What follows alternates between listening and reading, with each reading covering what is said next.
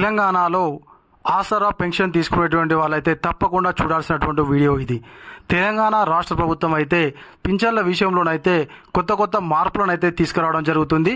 అర్హత ఉన్నటువంటి వాళ్లకు మాత్రమే పెన్షన్ ఇవ్వాలనేటువంటి ఉద్దేశంతోనైతే కీలక మార్పులనైతే మనకు పెన్షన్లలో తీసుకురావడం జరుగుతుంది. తప్పకుండా మీరైతే ఎవరైతే ఆసరా చేయూత పెన్షన్ తీసుకునేటువంటి వాళ్ళు అందరూ కూడా ఈ వీడియోనైతే తప్పకుండా చూడండి చివరి వరకు.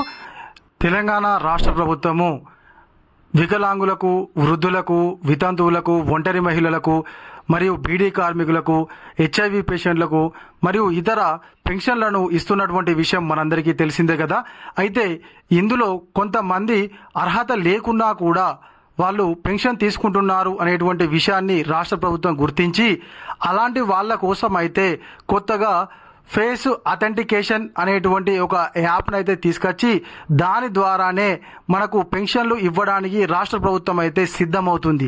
దానికంటే ముందు రాష్ట్ర ప్రభుత్వం అయితే వికలాంగులకు యుడిఐడి అనేటువంటి కార్డు ఉంటేనే వాళ్లకు వికలాంగుల కింద ఇచ్చేటువంటి వికలాంగుల పెన్షన్ ఏదైతే ఉందో 4016 రూపాయలు ఇస్తామని చెప్పేసి చెప్పడం జరిగింది.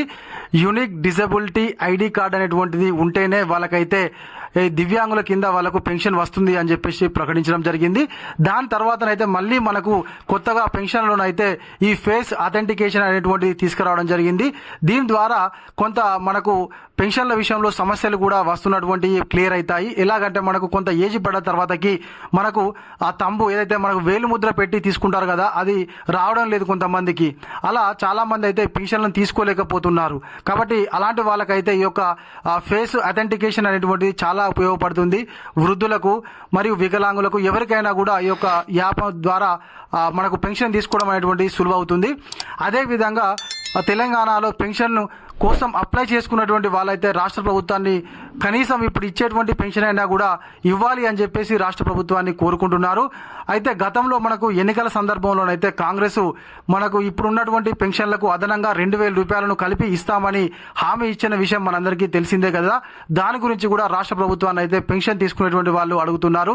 మరి ఎప్పటి నుంచి వెళ్ళి మాకు ఇస్తానన్నటువంటి పెంచుతానన్నటువంటి పెన్షన్లను పెంచి ఇస్తారు అనేటువంటిది అయితే ఈ యొక్క పెన్షన్దారులు రాష్ట్ర ప్రభుత్వాన్ని అడుగుతున్నారు. కాకపోతే మనకు రాష్ట్ర ప్రభుత్వం నుంచి అయితే పెన్షన్లకు సంబంధించి ఎటువంటి క్లారిటీని అయితే ఇవ్వడం లేదు.